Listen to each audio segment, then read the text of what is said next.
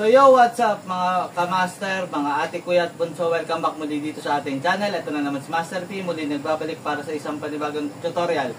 So well, for today's video, ang gagawin natin is mag-print tayo ng DTF o direct to film dito sa cup. So gagamitin natin itong 6-in-1 tapos ang flatten na pang tracker cup. So kung ready ka na, hit mo na yung like, subscribe, share at i-push mo na rin yung notification bell para lagi kang updated sa ating mga tutorials and vlogs. Tara na!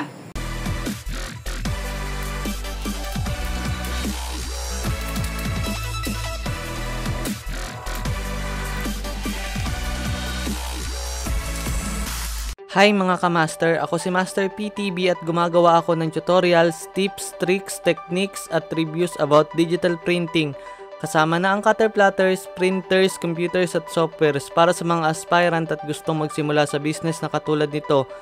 So kung gusto nyo ng mga ganitong klaseng content, feel free na bumisita sa aking YouTube channel at i-check ang mga videos na ginagawa ko. So ngayon mga kamaster, magpapalit tayo muna ng flatten para magamit natin ito for the first time. Kasi ito ay bago. So ang flatten nga pala nila, kung mapapansin nyo, ay merong curve dito. So ang paglalagay po nito ay paganyan. Mamaya. Yan, para kita lahat. So yung design naman natin,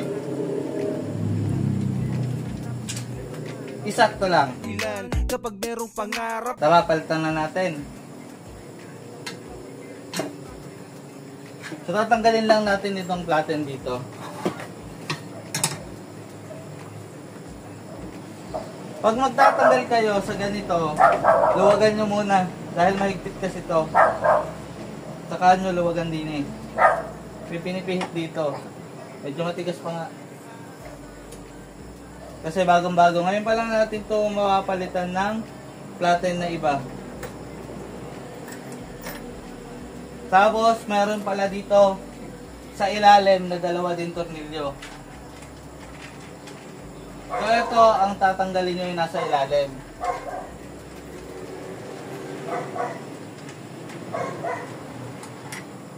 Ganito ang itsura ng tornilyo niya, mga master. Tinatanggal ko lang isa. So ganito ang itsura ng kanyang tornilyo, kita ba? Yan, ganyan ang itsura ng tornilyo niya. Tapos pag natanggal nyo na, iangat nyo ngayon ito. Tapos tatanggalin nyo yung connector ng flatten papunta dito sa mainboard, sa logic. So ito yun. Tapos ibababa na natin. Pero maalikabok, pupunasan muna natin. Magdahilan kapag merong pangarap, wag asahan ng swerte kapag kainaalat. Bawat hirap siguradong lahat magbubunga. Enjoyin mo lang ang... Ibang-iba yung itsura nung bagong 6-in-1 kaysa sa dati na ginagamit ko. Ngayon may curve na siya eh. Dati hindi ganito itsura eh. Kung mapapansin nyo sa mga vlog ko. Pero parehas lang naman siya ng functionality. Mas maraming nga lang features ito. So dito, nga pala, merong 4 na tornilyuhan. Etong mahaba na to, para dito sa may inalis natin. Etong maikli ay para dito. Ayan.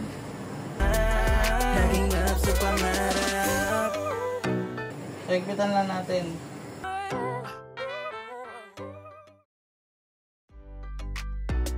Papasensya na kayo, medyo maingay.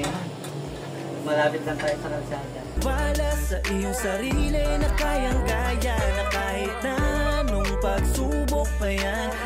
Check muna natin kung tama yung ginawa natin. So, baliktad. Tuloy lang. Tuloy. Dahil nakapaganito yan eh. Tapos eto ay nakapaganyan. Tinatamad ka lang, kailangan mong kilusan ng dapat mong galawan. So titingnan natin kung hanggang saan ang adjustment na gagawin natin. Kasi i-move natin ito. Pero pwede pala siya nakaganyan. Sa ng mga negatibang isip, tandaan pag may dilim liwanag masisilip. Alam kong alam mo. Tatestingin ngayon natin ng napakaganito o kaya nakapaganon. Kilusan mong maaga, laging up sa pangarap, lahat ay makukuha. Tara sumama, maniwala sa iyong sarili na kayang-kaya na kahit. Tapos ito, kita nyo tama, diba? Iangat natin para hindi tumama. Masyadong mahigpit eh. Dapat kasi dito sakto lang. Naging up sa pangarap.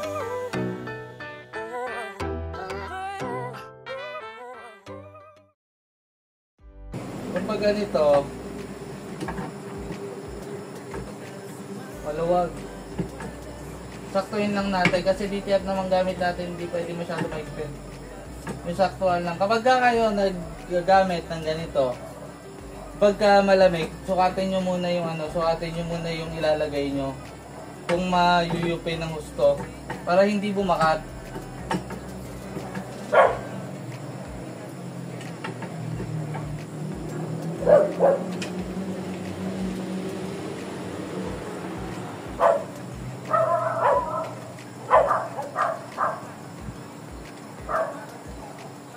Yan. So naset na natin to, tapos eto isilalagay na natin dito sa likod.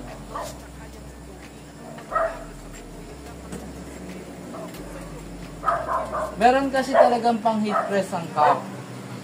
Yung pag binaba nyo gaming nihila pa dito para maglaki tong cup. So ito gagamitin natin ngayon 6-in-1. Yung link na ito nandyan sa video, sa ilalim, sa description. Hanapin nyo na lang. So hindi pa rin pantay, kaya mag-a-adjust din tayo.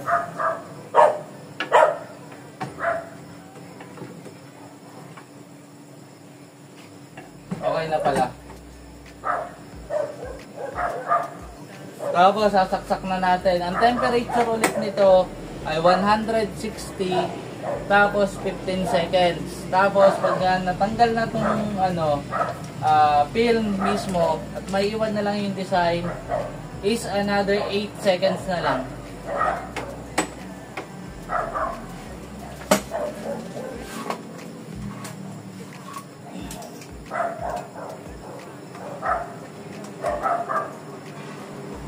Kaya adjust natin ng konti. Tingnan nga natin yung kita. Kasi masyado ko nilapit. So yan.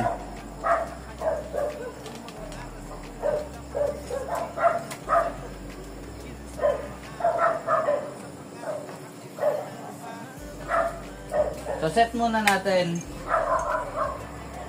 Set natin ang 160, matulin lang kasi itong uminit.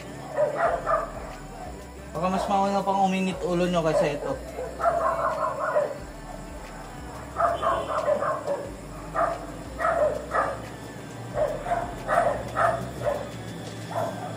Then 15 seconds. So hintayin na natin. Tapos ito, para ma-fix yung design natin, lalagyan natin siya ng masking tape. So ang gamit nating masking tape is armor tape, yung ginagamit natin sa lanyard.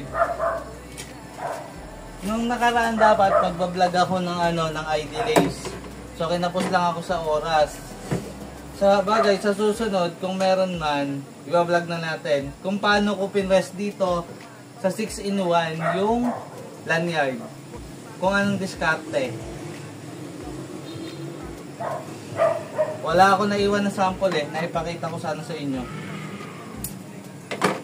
Tandaan pag may dilim, liwanag masisilip. Alam mo rin na kaya mong gawin ang mga aral sa buhay lang natin kasi mamaya kung ako sa'yo, kilusan mong maaga, laging up sa pangarap, lahat ay makukuha. Tara sumama, maniwala sa iyong sarili na kayang-kaya na kahit na anong pagsubok pa yan ay ating papalagan. Basta tuloy lang. Para po ibitaw siya dito. Tuloy lang. Naging up sa pangarap. Kasi yung pin parang may mantika.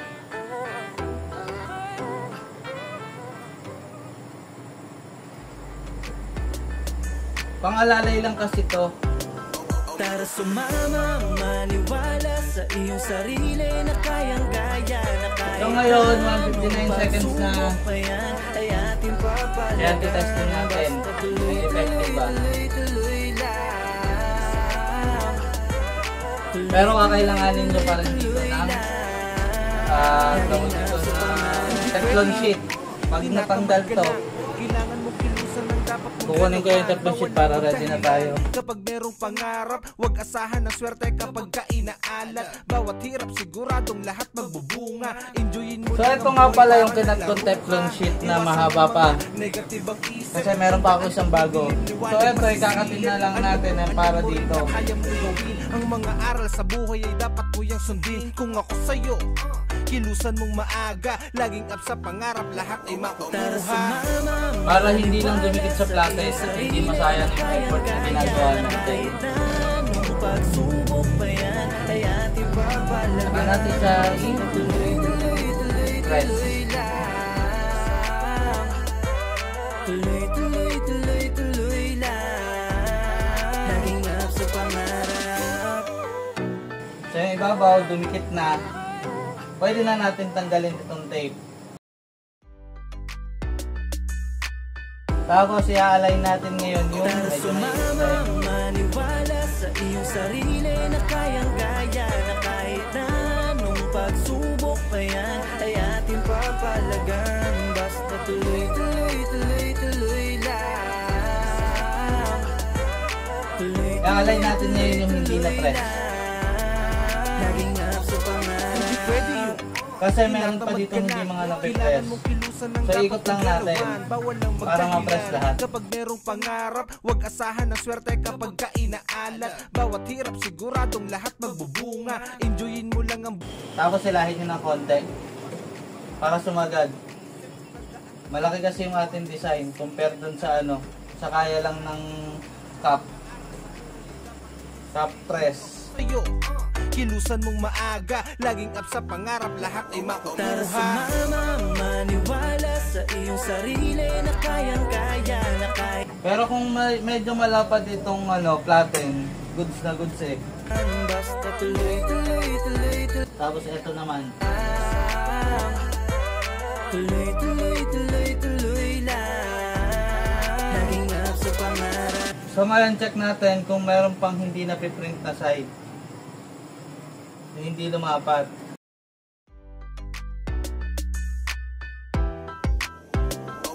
So dito, medyo hindi palapat. So gagawin natin, baliktarin natin tong ano. Baliktarin natin tong heating pad. Buk pa yan ay ating papalagan. Basta tuloy lang. Kasi meron siyang curve. Kung makapansin nyo. Tapos makapantay na lang natin. Tinatamad ka lang, kailangan mong kilusan ng dapat mong galawan. Bawal lang magdahilan kapag merong pangarap. Saka natin isushoot. Pagka inaalat, bawat hirap siguradong lahat magbubunga. Enjoyin mo lang ang buhay parang naglaro ka. Iwasan ng mga negatibang isip. Tandaan pag Ganon din dito sa kabila. Yan, sakto na. Mali pala yung paglagay ko kanina ng ano. Ngayon, abot-abot na siya sa lahat. So, dapat yung curve na is nandito sa labas. Tapos yung flat nasa loob. Ay ating papalagan. Basta tuloy lang. O ngayon, hihintayin na lang natin ito lumamig. Kunin din natin yung isa na tatatakan natin. Laging up sa pangarap. So, shoutout nga pala sa mga kuya ko dyan. Sa mga ate at sa mga bunso. Tara sumama, maniwala sa iyong sarili na kayang-kaya. Kubahan na nga natin para isang ano na lang, isang tape pa na lang. Ay ating papalagan. Basta tuloy Ganun din dito. Tuloy lang. Laging up sa pangarap. pwede yun. Saka natin siya lagyan ng yung kinat na tumaikis. Teflon. So hahatakin ko muna para sakto sa ilalim. Silip, alam kong alam mo rin na kaya mong gawin ang mga aral sa buhay ay dapat mo yang sundin. Kung ako sa'yo, kilusan mong maaga, laging up sa pangarap. Then ganun din dito sa may part na to. So isang ganun lang pala, kaya pala yung isang buong mahaba. Kasi ang sukat na itong logo natin ng Eagles ay 3.5. So pag mga ganito, mga 3 lang siguro, 2.75 pwede na. Sa pangarap. So palamigin lang natin to. Tapos itong isa, tatanggalin na natin yung film. Ang ganda. Saka natin i-press ulit. Unahin muna natin yung ibabaw.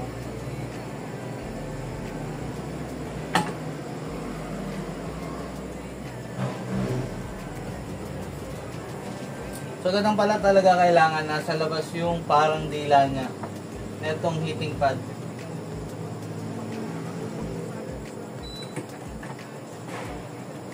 Para na-i-adjust natin lahat. So 8 lang, naging 15. Okay lang yan. Ibaba na natin to ng 15, nalimutan ko. Bababa natin ng 8. Kilusan mong maaga, laging up sa pangarap, lahat ay Tara makukuha. sumama, maniwala sa iyong sarili na kayang ka. Ako sasagpa ng konti dahil may naiwan pang hindi na-i-press.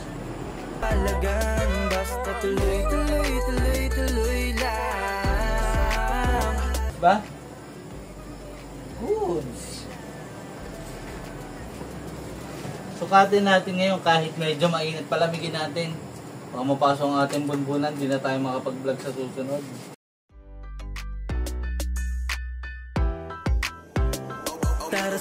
So okay po ba? So yung isa naman na ating gagawin mga kamaster. May bago na naman ako magiging collection. Tuloy lang. Tuloy, tuloy, tuloy, tuloy lang. Laging up sa pangarap. Hindi pwede yung tinatamad ka lang. So ito namang isa. Ang dapat mong galawan, bawal lang magdahilan kapag merong pangarap. Sa mga nagtatanong kung bakit 2 beses natin siya ipipress, kasi nga po, initial press lang yung isa at meron siyang film sa ibabaw po. May tendency po siya na matatanggal. So pagka ganito pong 2 beses na pinress, hindi na po siya matatanggal. Kaya 2 beses po natin siya pinipress.